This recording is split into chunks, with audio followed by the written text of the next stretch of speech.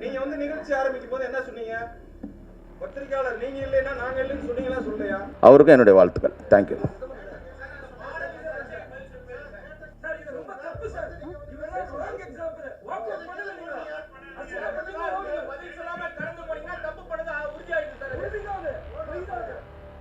நான் அந்த பிரச்சனையை பண்ணால் அவர் டிஐக்கு வரமாட்டார்.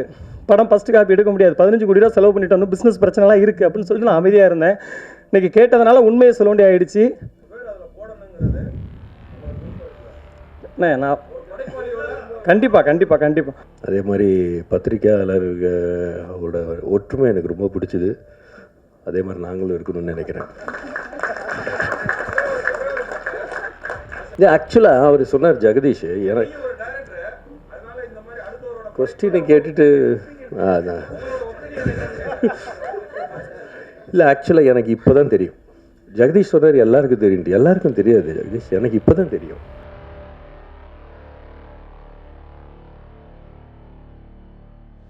எல்லாருக்கும் வணக்கம். ஜாலியோ ஜிம்கானா விழாவுக்கு வந்ததுக்கு ரொம்ப நன்றி. எப்போவுமே பத்திரிகையாளர்களோட சப்போர்ட் எல்லா படங்களுக்கும் வேணும். என்னோடய படங்களை சப்போர்ட் பண்ணதுக்கு ரொம்ப பெரிய நன்றி.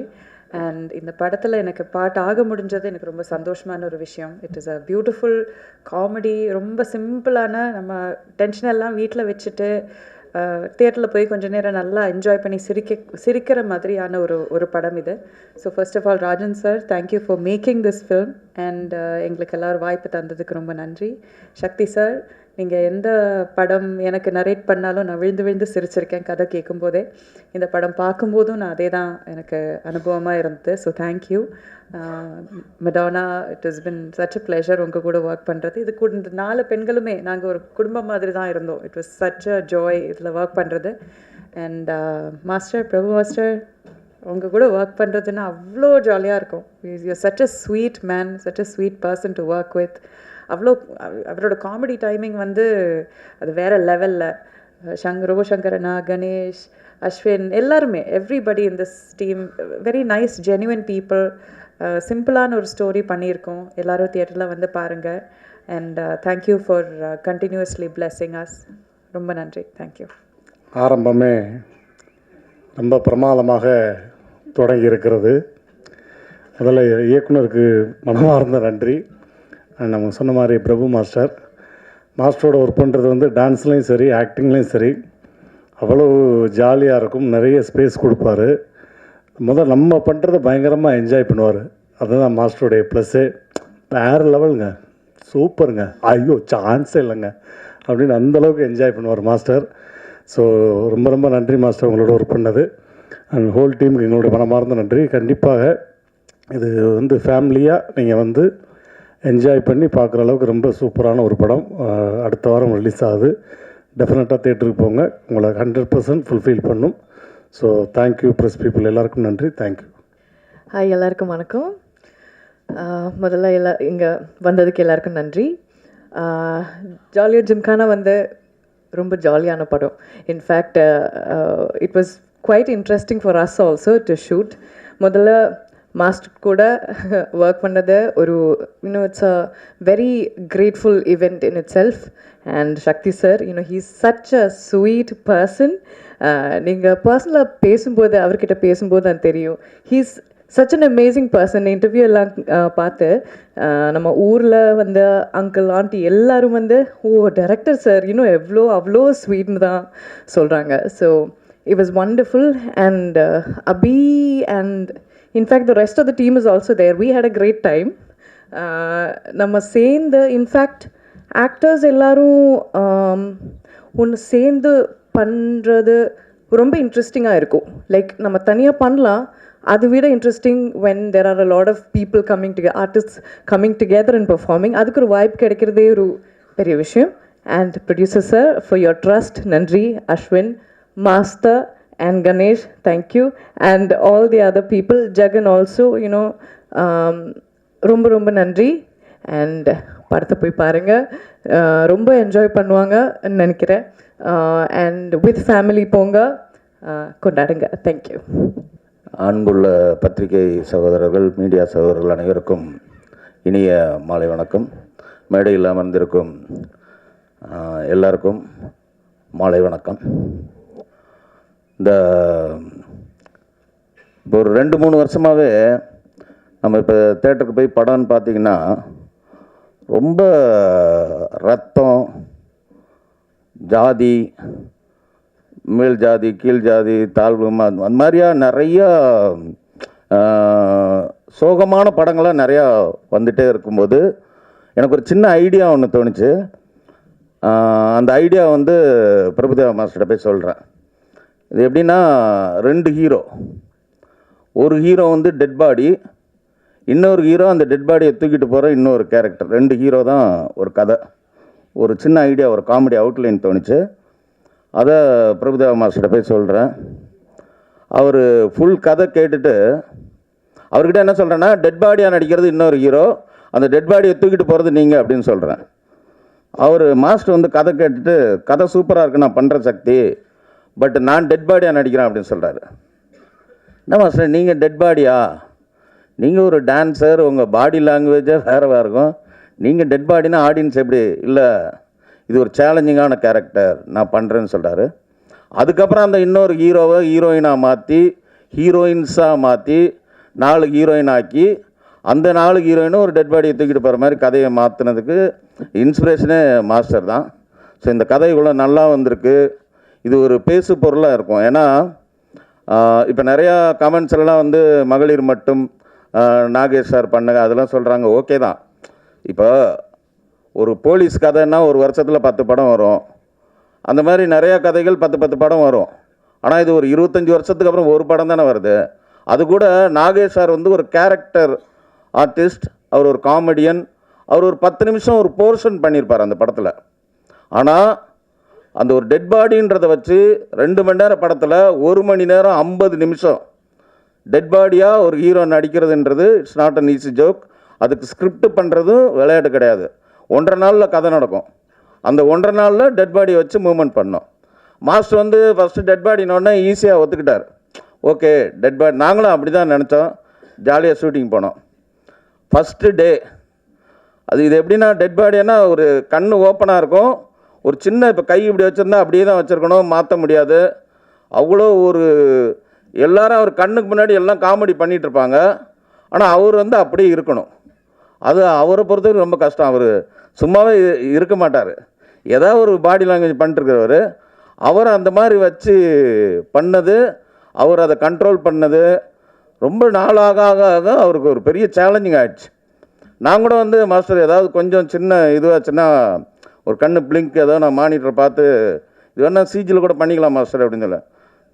நோ இது கூட பண்ண மாட்டேனே, நான் 1 மோர் பண்ணுன்னு சொல்லிட்டு அவரே கேட்டு வாங்கி அவ்வளோ ஹார்ட் ஒர்க் பண்ணி பண்ணார். படம் வந்து அன்இமேஜினபிளாக ஒரு ட்ரெண்டிங் மூவியாக இருக்குன்னு நான் நம்புகிறேன்.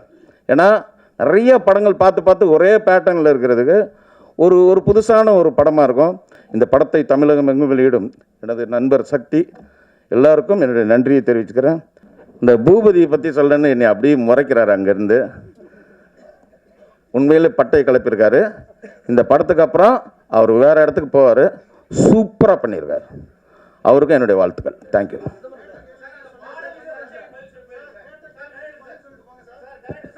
Thank you so much.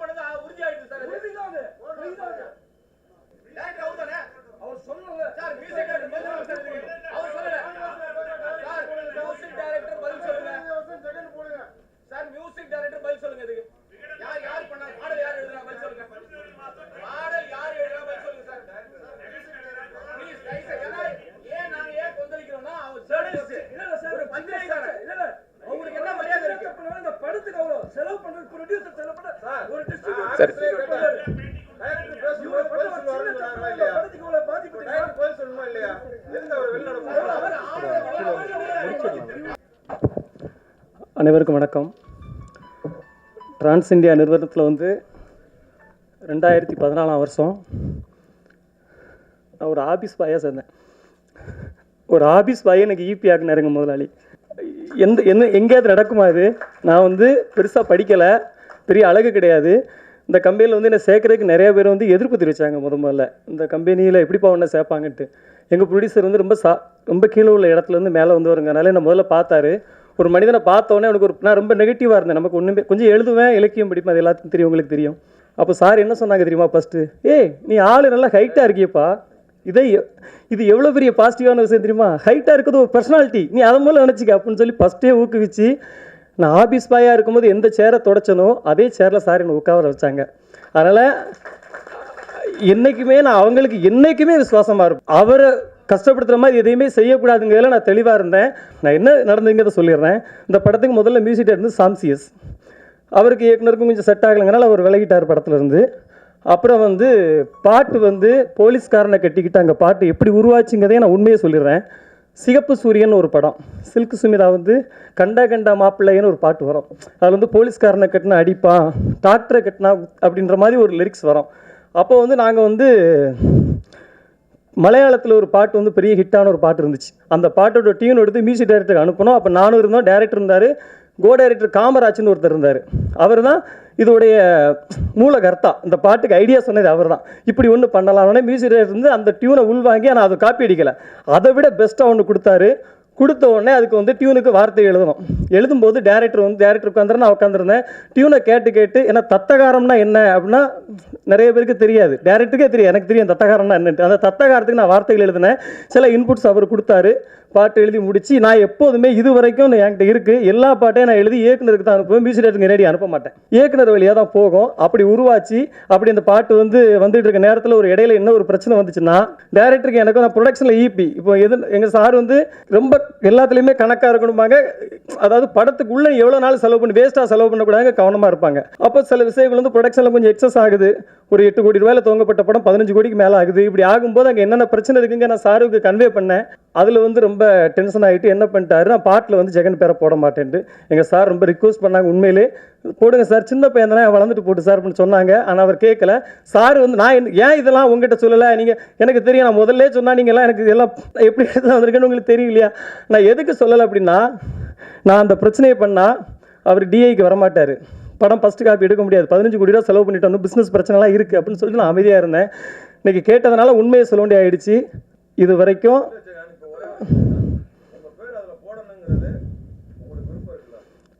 நான் கண்டிப்பாக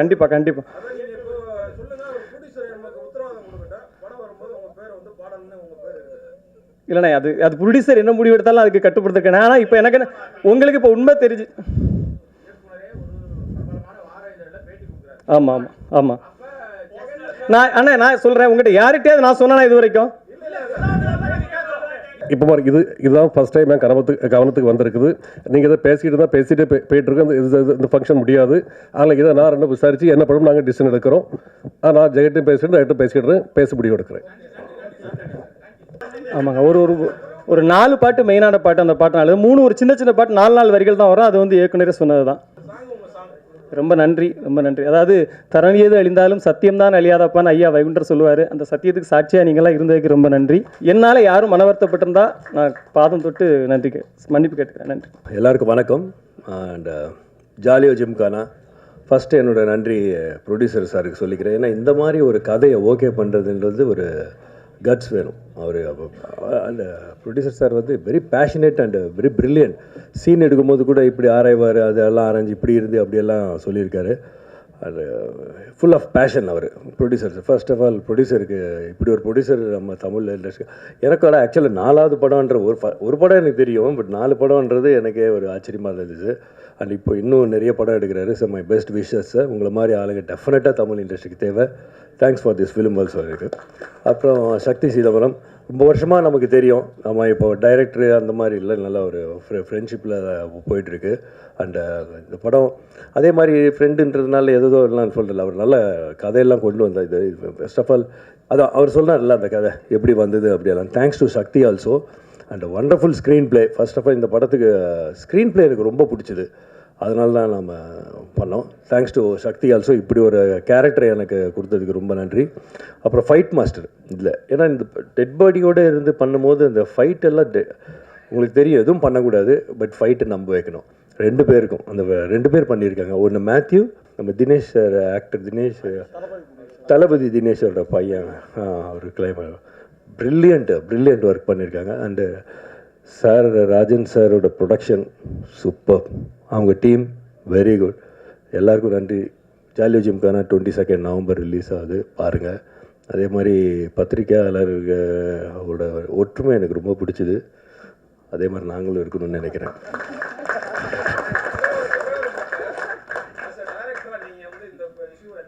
ஆக்சுவலாக அவர் சொன்னார் ஜெகதீஷ், எனக்கு கொஸ்டினை கேட்டுட்டு அதான் இல்லை, ஆக்சுவலாக எனக்கு இப்போ தான் தெரியும். ஜெகதீஷ் சொன்னார் எல்லாருக்கும் தெரியும், எல்லாருக்கும் தெரியாது ஜெகதீஷ், எனக்கு இப்போ தான் தெரியும். இது எப்படி இப்போது இது நம்மெல்லாம் ஒரு டீமு இல்லைங்களா, நீங்கள் அவருக்கு இன்வைட் பண்ணுறீங்க. இப்போ எப்படி நான் ரியாக்ட் பண்ணுறதுன்னு எனக்கு தெரியலையே. உண்மை தானே இல்லைங்களா? நீங்கள் உங்கள் சைடில் இல்லை, உங்கள் வீட்டில் ஒரு ஒருத்தர் ஏதோ இருந்தால் நான் என்ன இப்போ சொல்கிறது அப்படின்னு இருக்கோம். அதுதான் சொல்கிறேன். நம்ம அப்புறம் இல்லை, சரி நான் வந்து டைரக்டராக மேட்டரில் சொல்ல மாட்டேன். உங்களை எல்லாரையும் எனக்கு பல வருஷமாக தெரியும், இல்லை பல வருஷமாக தெரியும். அந்த மாதிரி தான் நீங்கள் நான் சின்ன வயசுலேருந்து பார்த்து பெரியவங்கள பார்த்து, இப்போ நீங்கள்லாம் சின்ன வயசில் நான் பெரிய வயசாகி அப்படி பார்க்குறேன். இது என்னென்னா கரெக்டு தான். நீங்கள் உங்கள் கோபம் கரெக்டு, அவருக்கு என்னவோ இருக்கும். இது வந்து இல்லை, தப்பாக நினச்சிக்காதீங்க, அப்படி ஆரம்பிச்சிருக்கூடாதோ அப்படின்றது தான் கரெக்டு. பட் அதுக்குன்னு ஒரு அவரை தனியாக கூப்பிட்டு ஏன் இப்படி பண்ணீங்கன்னு அவங்க கிட்ட, இது வந்து நம்ம ப்ரொடியூசர் சார் அவ்வளோ கரெக்டு தானே? இல்லை கரெக்டு.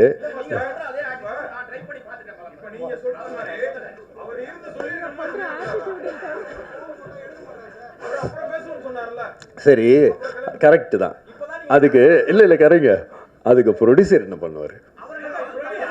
கரெக்டு, அது அவரோட ஃபங்க்ஷன் இல்லையா? இல்லை எதுக்கு பாதிப்பு? நீங்கள்லாம் நம்மால் தானே, நீங்கள் என்ன நம்ம சேச்சு அப்படியெல்லாம் நினைக்கிறது.